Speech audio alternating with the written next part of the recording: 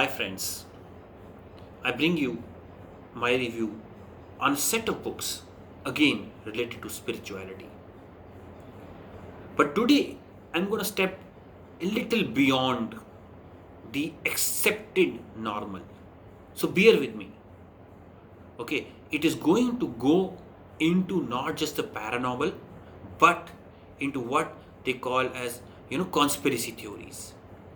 But my belief is this: if you're truly a searcher of knowledge, you should not bound your knowledge to only accepted knowledge. Otherwise, we would not have made the progress that we have made as humans. A conspiracy theory of 500 years back is today's logic. So, I am not ruling out any conspiracy theory, nor am I accepting it. Okay, let me cut to the chase. There was a book that was written in the 1960s by Erich Walhelm or something. Okay, it's a German name, called Chariots of the Gods. It's one of the most controversial and one of the most best-selling books of all time. It opened a new chapter as per me.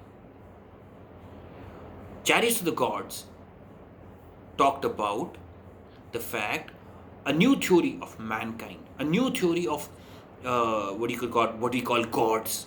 It said that many things, from the Egyptian pyramids to the Stone Age to many other facets, okay, could not have been made by humans.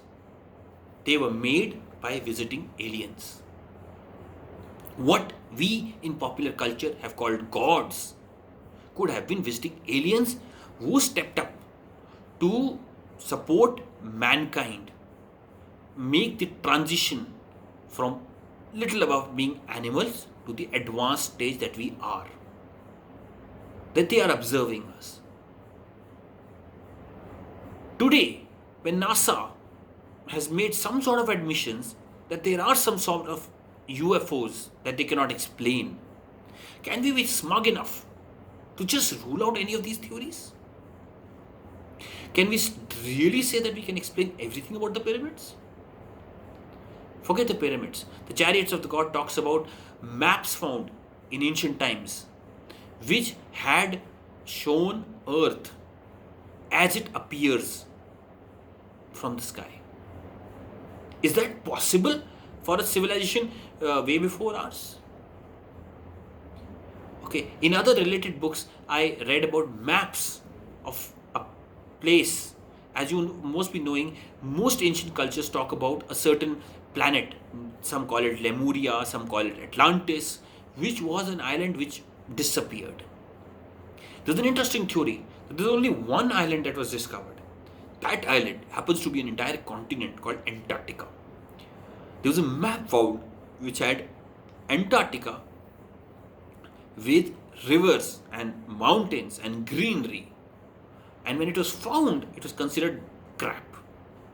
Today, technology has shown our scientists that below the layers of ice that Antarctica has, there are indeed proof of rivers that would have been earlier there, long before the Ice Age, long before Antarctica traveled all the way to the South Pole.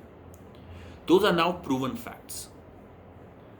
How is it that a civilization long before us, hundreds of years before us, could ever have known that before the Ice Age, this place was having rivers and mountains?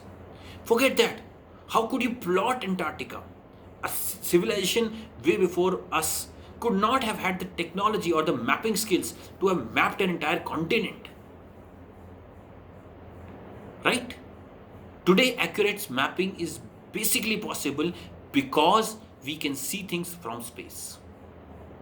Otherwise, have a look at the maps that we have, or British having plotted of India 150 years back, and see how refined our maps have become since we are able to take photographs from space. Those are questions that are not answered properly. From here, I want to come on to another area which validates it, or you can say are connected related books. These are books on the Anunnaki. Now, what is Anunnaki? These are ancient Sumerian gods. There's an ancient civilization in Sumeria from which followed the old Babylonian and Assyrian civilizations, very, very ancient and lost to humanity. But some very interesting texts and gods and books and epics remain from there, which talk about the Epic of Gilgamesh, and they talk about the Anunnaki and the stars that came from. Basically, one interpretation of it goes is that they believe that their gods came from a faraway planet which comes close to the earth every so few hundred or 1,000 years, and when it happens, the gods or the aliens come over to this place. Okay, they have their own vested interests, they have their certain minerals, etc., that they want, and they also help humanity. You could probably laugh at these theories, but since after years and years of struggle, we have not come up with any other logical theory of mankind, I think it needs a visit. I think the whole Anunnaki texts need to be discussed in detail. Most importantly, they provide an interesting new perspective. Today, I have bothered to venture into this area, which would probably be called conspiracy theory, at the risk of people saying that you are listening and believing in conspiracies, because I want to say that if you have an open mind, you need to discuss how the Anunnaki theories were so popular, how the kind of idols that have been found remind one of space explorers more than gods. Okay, the kind of objects that they are shown to be holding look very eerily similar to what astronauts would be holding. There is endless books on this matter. If you search Anunnaki, you will get many books. The most best of them is from where I've taken this title of this blog, which is The Greatest Story Never Told, The Anunnaki. Check it out if it interests you and excites you, and connect that with Chariots of the God and see a whole new dimension, a whole new theory come up. In Hinduism, in recent times, I think we have been very open to this idea. I found some multiple videos, etc., where people are asking Dharam Gurus this question: was Shiva an alien, or etc., etc. I think that perspective, that gods could have been superpowers from other planets, is a vaguely acceptable idea. It's a little open-ended idea.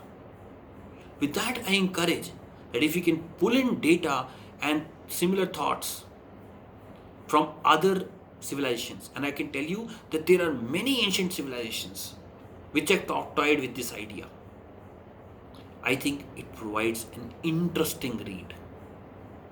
Check it out if you want to fuel a few fresh perspectives on what is our journey on this planet. Thank you.